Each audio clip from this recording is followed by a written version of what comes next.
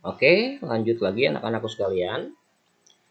Sekarang pada bagian berikutnya yaitu tentang tata nama senyawa alkana, alkena, alkuna, rantai bercabang. Untuk memahami penamaan tata nama rantai bercabang ini, maka kita baca secara bersama-sama tentang langkah-langkah penamaan alkana, alkena, alkuna untuk rantai bercabang ini. Langkah pertama yaitu menentukan rantai induk. Apa yang dimaksud dengan rantai induk? Rantai induk untuk alkana adalah rantai karbon paling panjang. Sekali lagi, rantai induk untuk alkana adalah rantai karbon paling panjang. Yang kedua, yang berikutnya, rantai induk alkena atau alkuna adalah rantai karbon paling panjang dan memiliki ikatan rangkap 2 untuk alkena dan ikatan rangkap 3 untuk alkuna. Berbeda nih untuk rantai induk alkana dengan alkena alkuna. Sekali lagi, untuk alkana adalah rantai karbon paling panjang, titik. Sementara untuk alkena atau alkuna, selain rantai karbon paling panjang, juga harus memiliki ikatan rangkap 2 untuk alkena dan atau ikatan rangkap 3 untuk alkuna. Itu pengertian daripada rantai induk. Langkah kedua, kita harus menomori rantai induk. Untuk penomoran rantai induk dimulai dari ujung paling dekat cabang untuk alkana dan dimulai dari ujung paling dekat ikatan rangkap untuk alkena atau alkuna. Perbedaannya ada perbedaan juga nih untuk alkana dengan alkena alkuna. Untuk alkana dimulai dari ujung paling dekat dengan cabang, sementara untuk alkena dan alkuna dimulai dari ujung paling dekat ikatan rangkap. Oke, itu untuk langkah kedua. Langkah ketiganya, menentukan cabang atau alkil. Cabang adalah C atau rantai C di luar rantai induk. Penamaan cabang dapat dilihat di tabel homolog itu yang depan di bagian awal tadi. Ya. Sekali lagi bahwa langkah ketiga menentukan cabang atau alkil dan pengertian cabang adalah C atau rantai C di luar rantai induk seperti yang ditentukan di nomor 1. Kemudian yang keempat, langkah yang keempat atau yang terakhir, yaitu memberikan nama. Penamaan diawali dengan nomor dan nama cabang, diikuti oleh nama induk. Sekali lagi, nama cabangnya dulu yang ditulis beserta nomornya, dan diikuti oleh nama induknya.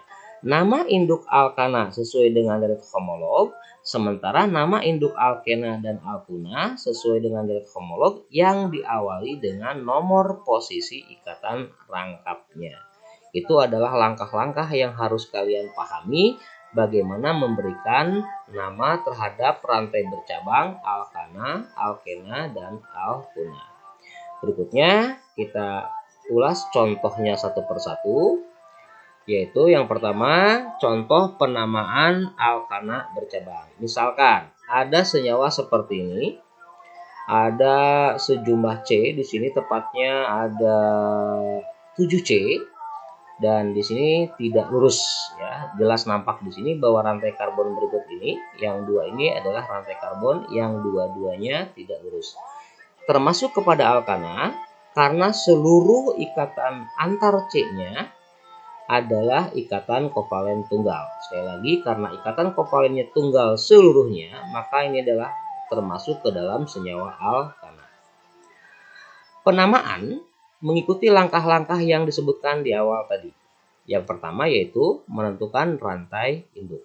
Rantai induk untuk alkana adalah rantai C paling panjang. Maka kita harus ngecek nih, mana rantai C yang paling panjang pada struktur berikut ini.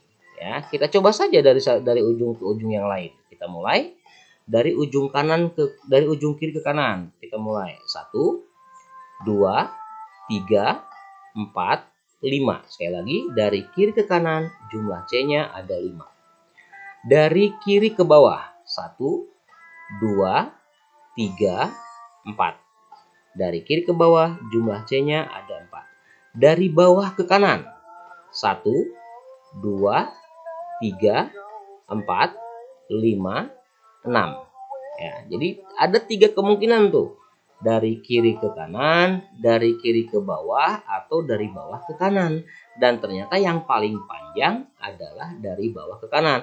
Maka kita simpulkan bahwa rantai induknya adalah dari bawah ke kanan. Ini adalah rantai induk daripada alkana seperti ini. Ini rantai induknya. Tuh yang dimaksud dengan rantai induk. Untuk struktur yang kedua atau contoh yang kedua untuk alkana, dengan langkah yang sama kita cek satu persatu dari setiap ujung ke ujung yang lain. Dari kiri ke kanan kita cek 1, 2, 3, 4, 5, 6, 7. Dari kiri ke bawah 1, 2, 3, 4, 5. Dari bawah ke kanan 1, 2, 3, 4, 5, 6, 7. Dari kiri ke bawah kanan 1, 2, 3, 4, 5, 6, 7, 8. Kenapa 8? Karena C-nya berjumlah 2 nih. Ini harus dihitung 2 kali ya. Jadi sekali lagi dari kiri ke bawah kanan mah 1, 2, 3, 4, 5, 6, 7, 8.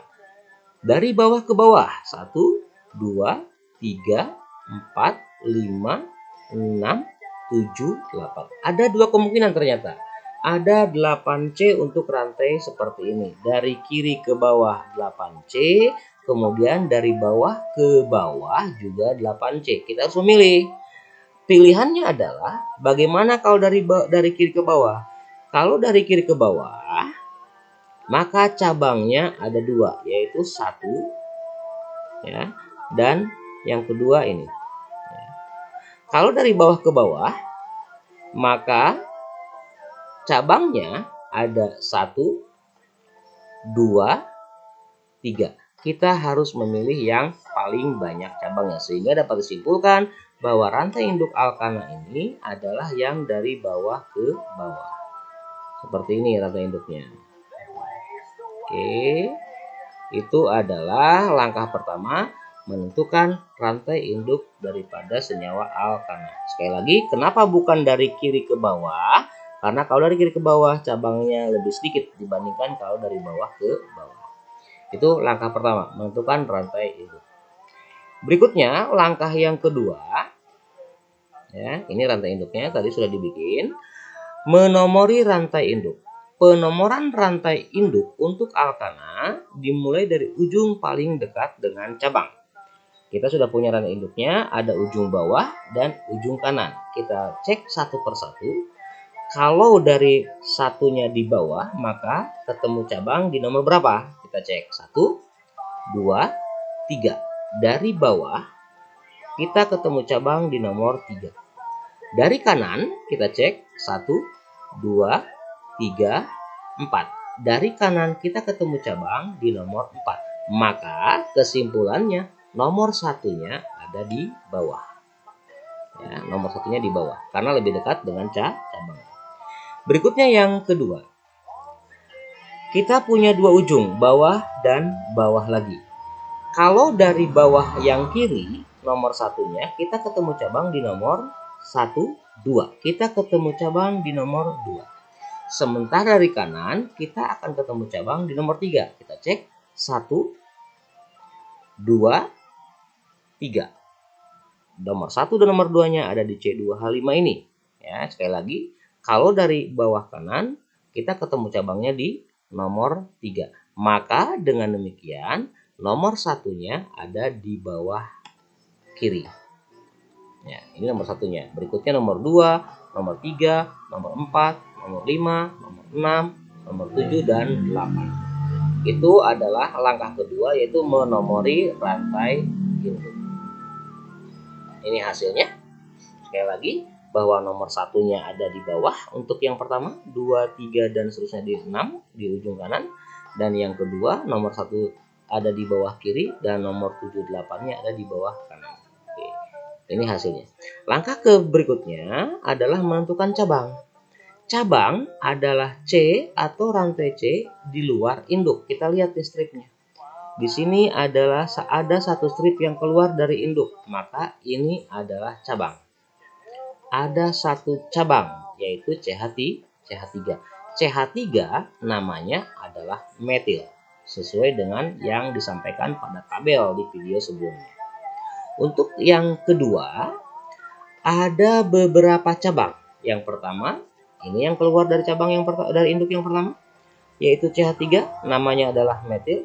Yang kedua ini, ya, ini adalah satu cabang, tapi daunnya dua, yaitu CH2, CH3 atau C2H5. Yang ketiga adalah CH3 lagi. CH3 namanya adalah metil. Ini juga berarti namanya adalah metil. Dan yang cabang yang 2C ini adalah namanya etil. Jadi sekali lagi, untuk struktur yang kedua ini ada 3 cabang, yaitu metil, kemudian cabang etil, dan yang ketiga adalah cabang metil lagi. Ya, itu untuk menentukan cabang atau alkil. Sehingga bisa dilihat di sini bahwa ini ada satu cabang namanya metil, dan induk ini namanya adalah induk heksana.